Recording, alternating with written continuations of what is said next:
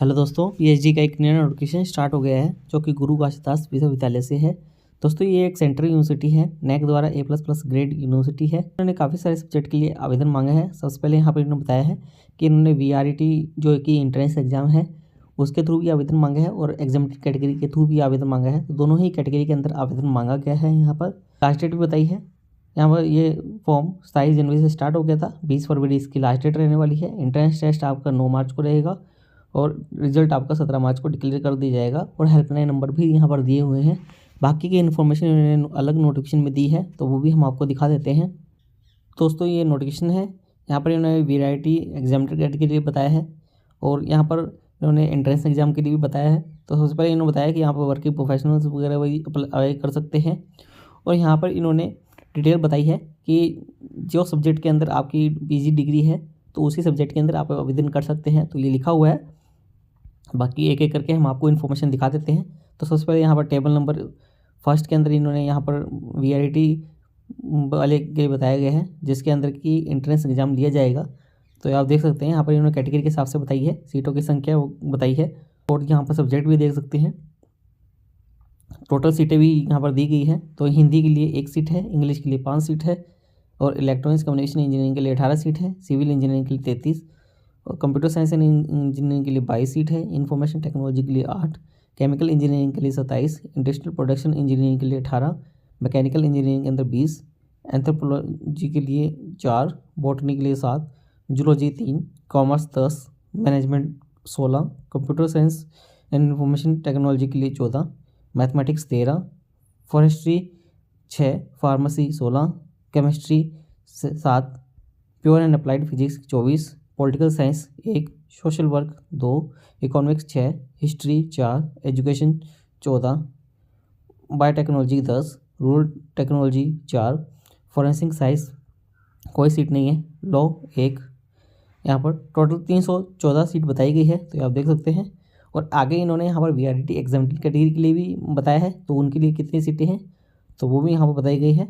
तो आप देख सकते हैं कि हिंदी के लिए 1 सीट है, इंग्लिश के लिए 4, इंजीनियरिंग एंड टेक्नोलॉजी के लिए 25 सीट है और यहाँ जिसके अंदर कि इलेक्ट्रॉनिक्स एंड कम्युनिकेशन इंजीनियरिंग के लिए 25 सीट बताई गई है, कंप्यूटर साइंस के लिए 14, इन्फॉर्मेशन टेक्नोलॉजी के लिए 9 सीट है, केमिकल इंजीनियरिंग के लिए 26 सीट है, सिविल इंजीनियरिंग के लिए 23, mechanical engineering 14, industrial production engineering के लिए 11 सीट है, एंथ्रोपोलॉजी के लिए 4 सीट है, botany 11, zoology 6, commerce 14, management 7, computer science के लिए 8 सीट है, मैथमेटिक्स 16, फॉरेस्ट्री 6, फार्मेसी 36 सीट है, chemistry 28, pure and applied physics के लिए 46 सीट है, पॉलिटिकल साइंस 4 सीट है, social work 9, economics 2, history 4, education 11, physical education 2, biotechnology 11, rural technology 15, forensic science 2, law के अंदर 4 सीट है। टोटल सीटें 375 बताई गई है। तो आप देख सकते हैं कि 700 से ज़्यादा सीटें यहाँ पर बताई गई है जिसके अंदर क्या आप आवेदन कर सकते हैं दोनों ही कैटेगरी को मिलाकर। यहाँ पर इन्होंने एलिजिबिलिटी बताई है। तो एडमिशन एलिजिबिलिटी सबसे पहले इन्होंने VRET कैटेगरी के लिए बताया है जिसके अंदर की एंट्रेंस एग्जाम लिया जाएगा। तो जिसके अंदर की नॉर्मल डिग्री मांगी गई है कि आपके पास में 4 ईयर की यहाँ पर या तो बैचलर डिग्री हो, 1 ईयर की मास्टर डिग्री के साथ में, तब आप इसके अंदर आवेदन कर सकते हैं। या 3 ईयर की मास्टर डिग्री, 3 ईयर की बैचलर डिग्री हो, 2 ईयर की मास्टर डिग्री के साथ में, तब भी आप इसके अंदर आवेदन कर सकते हैं। मिनिमम 55% मार्क्स यहाँ पर चाहिए होंगे। 5% का रिलैक्सेशन बताया गया है। SC ST OBC non criminal PWD और EWS को दिया जाएगा। और यदि आपके पास में 4 ईयर की बैचलर डिग्री है 75% मार्क्स के साथ में, तब भी आप इसके अंदर आवेदन कर सकते हैं। 5% का रिलैक्सेशन इसके अंदर भी दिया जाएगा। और MPhil है आपकी 55% मार्क्स के साथ में, तब भी आप इसके अंदर आवेदन कर सकते हैं। और यहाँ पर इन्होंने VRET एग्जामेटेड कैटेगरी के लिए बताया है। तो यहाँ पर बताया कि जो कैटेगरी A है जो अभी बताई है हमने, ये तो होनी चाहिए, इसके साथ में और क्या होना चाहिए तो भी यहाँ पर बताया गया है कि जो फॉरेनर हो, इंडियन नेशनल वर्किंग हो, 1 साल से बाहर काम कर रहे हैं तो वो भी इसके अंदर आवेदन कर सकते हैं, एग्जामेटेड माने जाएंगे। और यदि किसी के पास में JRF है जैसे कि UGC JRF, CSI JRF, DBT JRF, DST inspire fellowship, AICT fellowship, GATE, GPET seat, इसके अंदर कोई फेलोशिप वाला हो तो वो इसके अंदर आवेदन कर सकता है। जो कैटेगरी 1 और कैटेगरी 2, कैटेगरी 3 जो नेट का एग्ज़ाम हुआ है उसके सिमिलर लेवल के अंदर वो भी इसके अंदर एग्जामेटेड कैटेगरी के अंदर आएंगे। और दोस्तों यहाँ पर जो कोई वर्किंग प्रोफेशनल है, teaching staff, non teaching staff, कोई साइंटिस्ट या किसी के अंदर है तो वो भी इसके अंदर एग्जाम्प्टेड कैटेगरी के अंदर आएगी। और यहाँ पर पूरे इन्फॉर्मेशन आगे और भी दी गई है। यहाँ पर इन्होंने बताया है कि 2 स्ट्रीम के अंदर आप एप्लीकेंट आवेदन कर सकते हैं, वीआरटी और वीआरटी एग्जाम्प्टेड कैटेगरी। तो ये 2 स्ट्रीम ही यहाँ पर बताई गई है और यहाँ पर पूरी डिटेल्स आपको देखने को मिल जाएगी। यहाँ पर एंट्रेंस टेस्ट पास करने के लिए आपको 50% मार्क्स चाहिए होंगे और 50% सिलेबस विशेष मैथोडोलॉजी रहेगा, 50% सिलेबस सब्जेक्ट स्पेसिफिक रहेगा। टोटल 100 मल्टीपल चॉइस क्वेश्चन आएंगे, 120 मिनट मिलेंगे आपको, 100 मार्क्स का ही रहने वाला है। और 5% का रिलैक्सेशन दिया जाता है SC ST OBC non criminal PWD और EWS कैटेगरी वालों के लिए। और दोस्तों आगे यहाँ पर इन्होंने बताया कि VRT का जो वेटेज रहेगा वो 70% का रहेगा और 30% का वेटेज इंटरव्यू का रहने वाला है। और जो VRT एग्जाम्प्टेड कैटेगरी है पूरा आप यहाँ पर देख सकते हैं। और यहाँ पर इसका अलग वेटेज रहता है, इसके अंदर यहाँ पर वेटेज जो रहेगा वो जो UGC नेट वगैरह का वेटेज रहता है वो 70% मार्क्स का रहता है। पर्सनल इंटरव्यू वेटेज 20 मार्क्स का, रिसर्च प्रपोजल का 30 मार्क्स का और कंटेंट जो 50 मार्क्स का रहता है। और 10th 12th वगैरह और ग्रेजुएशन क्वालिफिकेशन इनके भी अलग से मार्क्स रहते हैं।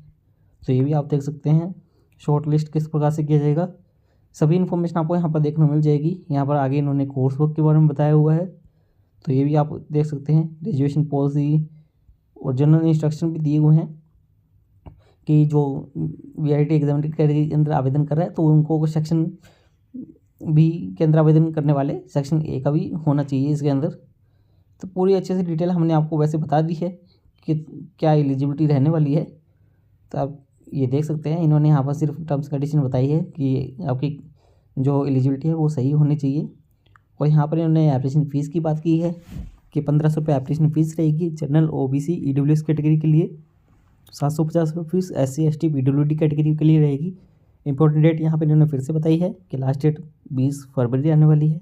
एडमिट कार्ड आपका 28 से फरवरी को आ जाएगा और आपका जो रिसर्च एंट्रेंस टेस्ट रहेगा वो 9 मार्च को रहने वाला है और रिजल्ट आपका डिक्लेयर कर दी जाएगा 17 मार्च को। और इंटरव्यू आपका जो रहेगा वो 25 मार्च से रहेगा और 31 मार्च तक रहेगा। एप्लीकेशन फॉर्म आप ऑनलाइन आवेदन कर सकते हैं, वो लिंक आपको वेबसाइट पर मिल जाएगा।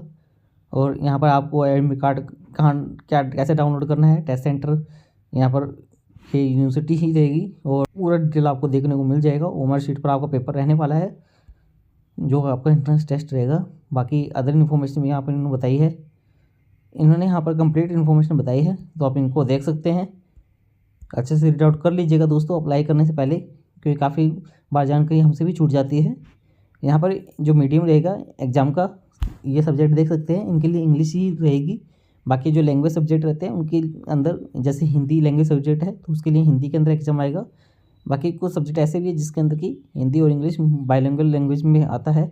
फेलोशिप दोस्तों यहाँ पर मिलती है, तो यहाँ पर आप फुल टाइम आवेदन लेते हैं तो आपको मिलती है। यदि आप एंट्रेंस एग्जाम के थ्रू भी आवेदन लेते हैं, नेट गेट कुछ भी नहीं है आपके पास में, तब भी आपको यहाँ पर फेलोशिप मिलती है जिसकी अमाउंट 8,000 से 10,000 रहती है। तो 8,000 रुपये यहाँ पर पर मंथ मिलती है और 10,000 रुपये आपको पर ईयर कंटीजेंसी मिलती है, तो ये आपको दी जाती है। बाकी कुछ इंपॉर्टेंट नोट्स भी दिए हुए हैं तो आप इनको रीड आउट कर लीजिएगा। दोस्तों उम्मीद करते हैं आपको हमारे द्वारा दी गई जानकारी अच्छी लगी होगी।